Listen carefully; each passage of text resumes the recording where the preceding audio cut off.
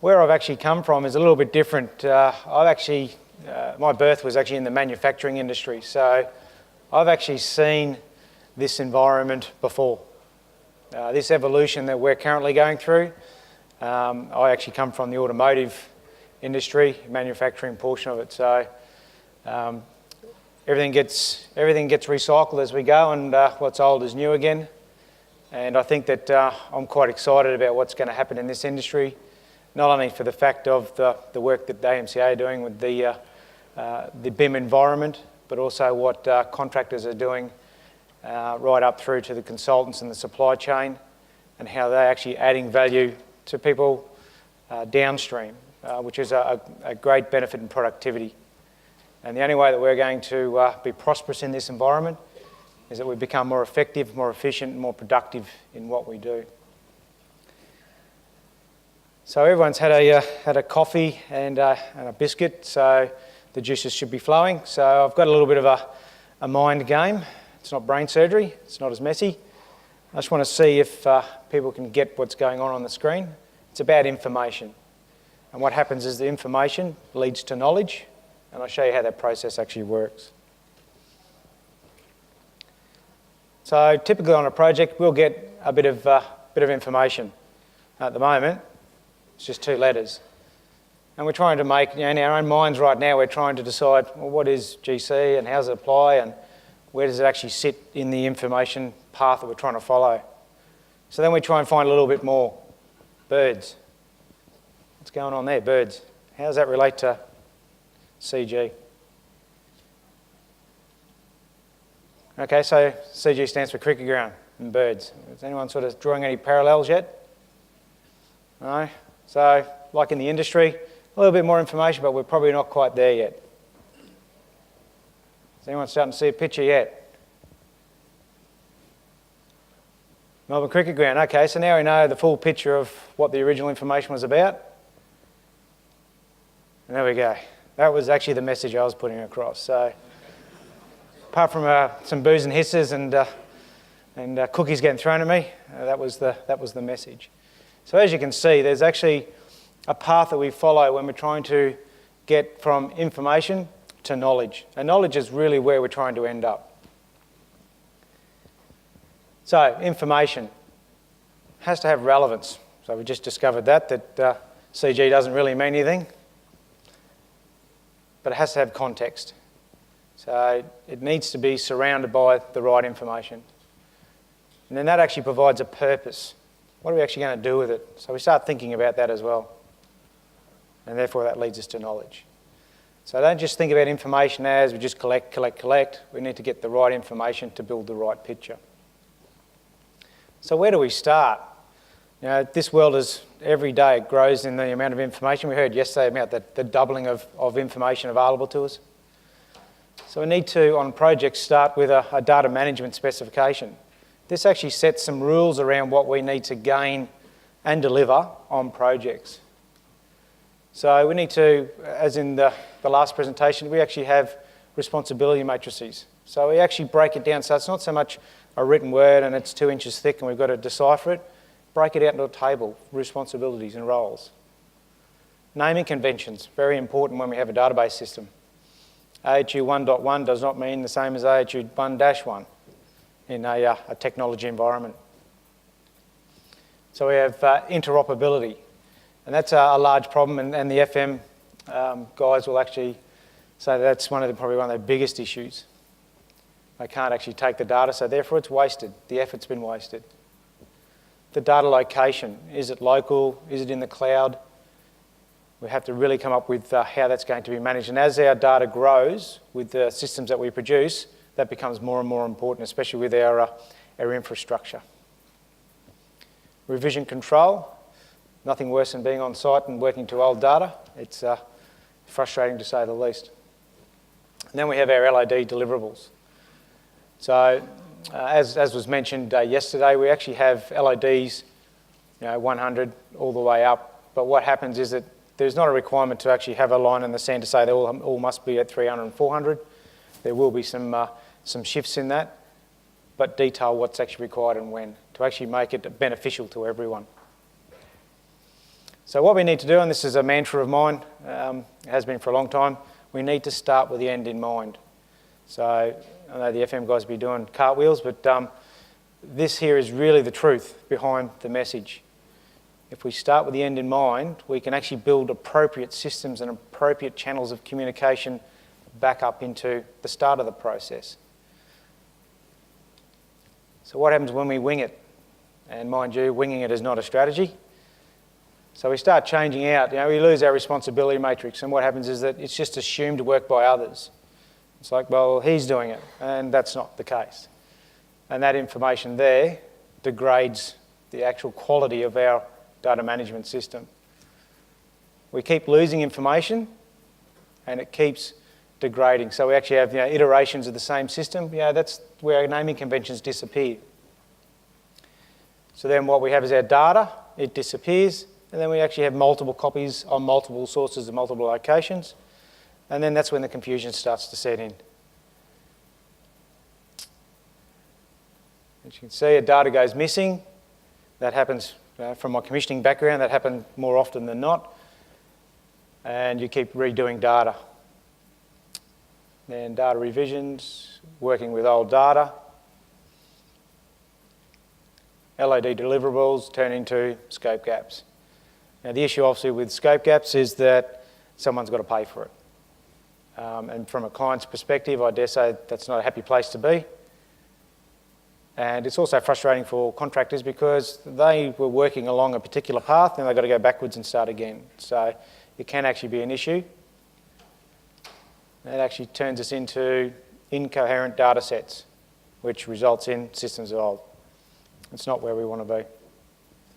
So you can see that there's a major difference between what would have been, and maybe in some instances still, the systems that we occupy, but it actually gives us no net benefit. So a definition of insanity. So design data generated, but no one's actually using it. So that's an issue. Someone puts their heart and soul into generating a design and it doesn't actually get utilised to its full potential. So we'd start the data from scratch. So we're actually paying money again where it was actually generated in the first place. Warranty service hard copies of data. I've been into many plant rooms and found, I thought was the Dead Sea Scrolls version 2, and happened to be a set of drawings from the 60s. And the FM team, once again, they can't actually performance manage their buildings and their costs. So strangely enough, doing the same thing over and over again, and we're trying to expect a different result. So we need some new thinking, a new way about it. So the data collection path, and we all know this is the typical way that we would go through a project, collecting data, but we need to think about it in a new light. So we need the accumulation of information, which leads to this consolidation of knowledge. It's all respective, it's all related, and it actually means something as a whole, which actually adds value to the product. It's a value add, and we've actually been in a situation where buildings have been purchased pretty much straight after the DLP period, and the first question the new owner is actually asking for is, where's your data? Where's your performance information for your building? So it's actually a value add situation. So you need to keep that in mind when you're operating through your buildings.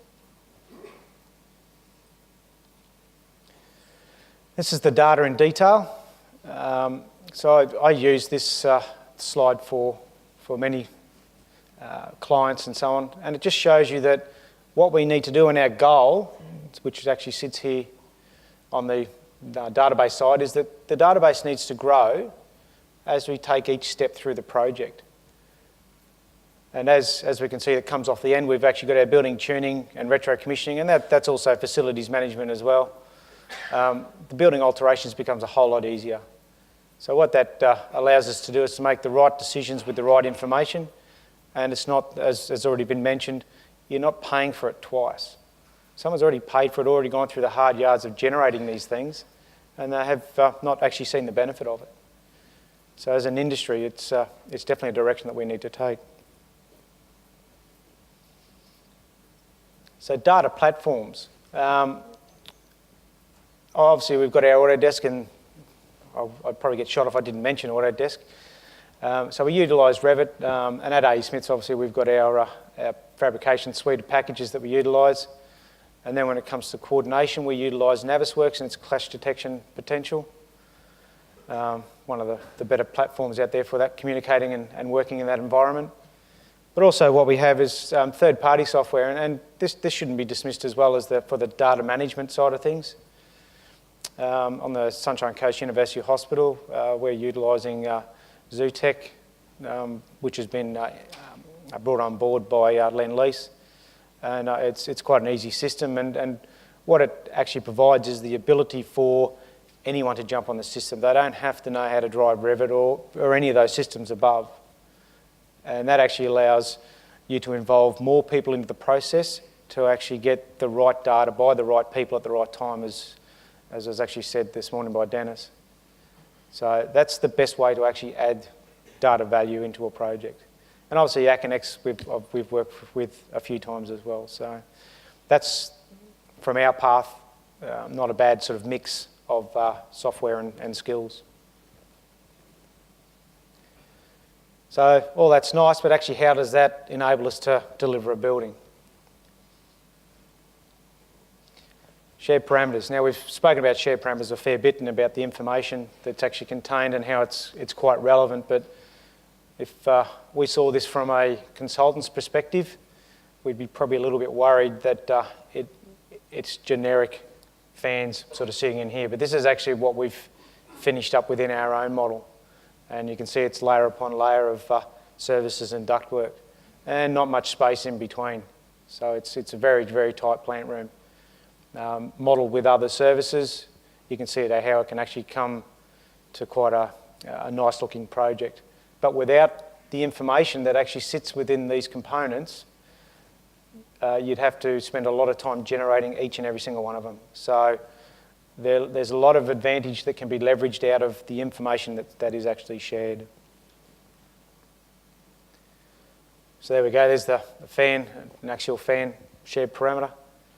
There's a whole lot more data that can actually go into that. And the more relevant data, and I emphasise the word relevant, the more relevant data that actually goes into these systems, the more that can actually be utilised without having to try and trawl through too much information. But also what we can do is we can actually have information stored within our CAD packages and also within Navis as well. So Revit's not the only environment that we could exist with data, but we can actually take some data across platforms as well. Just depends on what your needs and usages are. So prefabrication. So what we've been able to leverage here is that with the data that's gone upstream of us, we've been actually able to provide workshop drawings for our steel guys, but also to have a look at our plant room layouts and just general information for our site guys, so that they get the picture. As the old adage of a picture's worth 1,000 words, to understand the complexities of the jobs you can see on the top left-hand side, sitting down with your site team and working through the model saves a whole lot of questions afterwards. You tend to workshop and resolve it on site, which allows the project to move forward. And also when these things get delivered, they understand what's coming. They get in their own mind how they're actually going to get these things logistically into the project as well. So it works quite well. This was a large stack prefabricated module that we did on a lab project. The benefit here was that the builder didn't have to really worry about what he wanted to do structurally. He just had to, steel structure-wise, he just provided a beefed-up slab that allowed us to deliver it in one piece. Now, if you think about how much crane time is actually associated with each and every single one of those, as opposed to the single crane drop that's actually required for it, you can see the time benefit that you can actually get. And that's one of the things that I find most exciting about is that, from a commissioning background, time is very valuable to us, and the amount of time I can save up front of the process, I will endeavour to add value to that process. So it saved a lot of time on site, and that means that we could actually get the systems connected up quicker and then turned over and away we go. So And being a roof plant room, everything's pending on it. So this was an interesting little project, and the point that I wanted to raise here is that you can have garbage in, garbage out. So what we did on the courthouse is we actually modelled a very small project, and we actually manufactured the entire plant room off-site.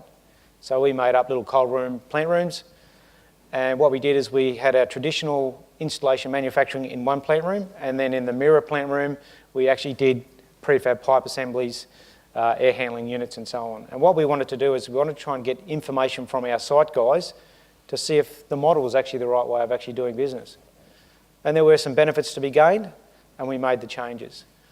The other thing also is we wanted to have a look at our productivity. So we wanted to see what sort of waste we would actually get from this process.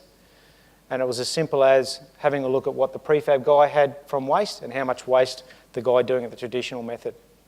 And the benefit there was that he had a box of pieces he had sitting on the bench, and he utilised that almost to nothing. Whereas the other guy had, other pieces cut in half, cut in half and cut in half. So he had a lot more waste in that process. But it was a good way to rationalise how we actually carried out our installation prefabrication. And it allows these cut lists to be verified as well as being actual cut lists, so not just something that's generated in Revit. So a little bit of research I would suggest business would need to carry out to make sure that what we're actually providing in these cut lists is true and correct. There's our piping spool. So it's pretty much the done thing these days, is that off-site manufacturing is the only way that we're going to get the time benefits, but also removing safety issues from site. So obviously the hot works on site is a major issue, and the permits that are required and the exclusion zones, especially with steel pipe, if you get your welders on there.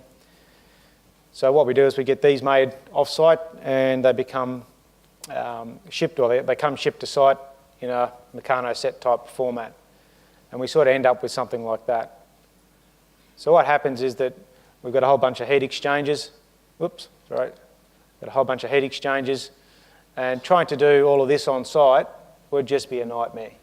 But what we do is we stage our work so that obviously we're layering pipe on pipe and working out of the plant room so that we're not actually inhibiting the process of installation. And we get major benefits from that as well. So you can see in a typical arrangement that would just be almost a nightmare to find the parts on site, have enough people to actually be doing the welding, and given the close proximities, you'd only have one person at a time working in these general areas. Whereas I can actually have multiple people putting pipe together in these areas. So you can see you can get those productivity benefits as well. So this is our, we obviously carry out a prefabrication, but we want to value add and we want to get that time reduced. So we've got our electrician there actually wiring up our modules, and we've got our commissioning guy in there with his tablet doing the data. So he'll go through and drill the holes and stroke the dampers and do all those sorts of things. So I've got 40 fans there, and I did all those pre-commissioning, set it all up, stroked in a day. Now you typically wouldn't do that on site. By the time you get a ladder and get access, and Sparky probably hasn't fit the dampers yet, you're getting all these things rationalised and at the right time before it becomes a time impost on site. So there's a major benefit with not only these guys working in a safer environment off a ladder, but also the QA that goes along with it. And I heard someone mention about, the QA is something that needs to be carried out a lot better in this industry. This is the platform on which to carry that out. Then once we've got the commissioning data, it can actually live within the model. So what we do is we've got everything that's actually tagged, and the data actually sits within it. So if you're actually to highlight that piece of plant, you would bring up the data. So you're not losing data, it's not becoming redundant and so on. It can be updated and kept up to date from the facility manager's point of view. So Trimble, once again, Trimble won't work unless it actually has some information actually sitting in there. So what happens is that there's a whole lot of points that we can utilise to generate penetrations, plinths, and obviously our structure. But also what it does is it allows us to go to existing sites to determine what, which would typically be in the 2D environment for drawings, and sort of bring that into the 3D realm. So we would go into a chiller plant room, which is a job we're looking at the moment, we could actually go and do Trimble and pick all the points, or we can go and do a point cloud. So there's a couple of methods in regards to the data that needs to go into the back of these, or the data that you can actually get from site. It's all very important. We had a shopping centre where there was a loading dock that had some duct 5 metres in the air. Now, I didn't even need to go and organise a scissor. Just go in there and pick the points, make the piece of duct, and within an hour you're gone. So logistically, it's a whole lot easier as well. So the information's definitely the power for the Trimble operation. Then we have our anchors, or blue bangers as they're known. So these are actually precast mounting points, and we've discussed these in length. There is a bit of a coordination issue with these in regards to getting on the deck early enough. Typically we get a few hours. Sometimes we're lucky to get a day on the level, but more often than not we'd actually hit it from underneath. But doing blue bangers, we would probably knock about 500 of those out a day. If we're doing points from underneath, we'll do about 1,000 points in a day. Now I challenge anyone to actually be able to do those many holes by hand on site to this degree of accuracy. We're talking millimetres of accuracy. And the benefit of that is that it provides the site guys with information in regards to where their runs are, so therefore the tape measures don't come out and they're actually hanging duct, pipe, hydraulics, fire services a whole lot quicker. But also you can colour code these so that when the actual casting comes off, you've got a whole lot of red ones, you've got a whole lot of obviously blue ones, green ones and so on. So you don't get someone using your mounting point, and it reduces the need for drawings on site. So there's a major productivity advantage with the utilisation of this technology as well. But most companies are using it, but I thought I'd just point that out anyhow. So we have to have a look at the way that we have our installation methodology as well, and this is, I've seen this on the Adelaide Hospital. We do it on our own as well because we've got quite large kit that goes into quite small plant rooms. So what we have is the ability to get this plant equipment in and out, and then if it actually needs to be broken down into pieces to allow that process to occur. And it's a whole lot cheaper and a whole lot easier, as it was mentioned yesterday, to do this on paper than to be stripping a chiller or a generator in front of the door when it's been delivered to site. A whole lot less embarrassing as well, I dare say. So it's a worthwhile tactic to take when it comes to your workflows on site. The other process that you need to employ is, can you actually get to this stuff? You know, even though we've coordinated so it doesn't hit, is there actually physical access to get to these items? So we draw these little men. Sometimes they're Homer Simpson, sometimes they're Chief Wiggin, but more often not they're the right representative figure. And it allows us to, once we go through a QA process internally, that it's actually been thought about by the draftspersons. And allows, you know, if I sign a drawing off, I can go, yep, that's actually been considered. So BIM, so the information within BIM leads to productivity. If you do your information correctly, collate it, make it relevant, give it a purpose, you'll gain productivity gains out of it.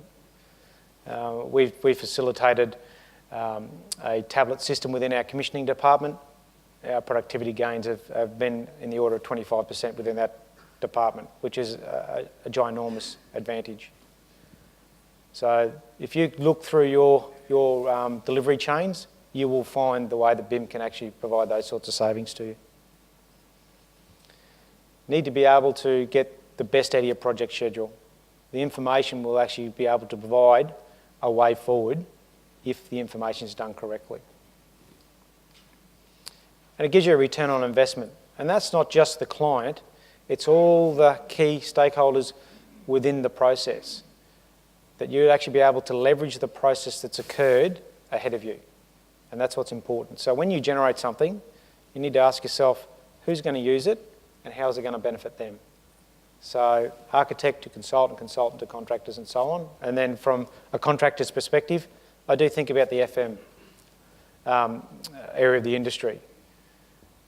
It just needs to be on everyone's mind. So, just to close, start with the end in mind. Absolute, a must.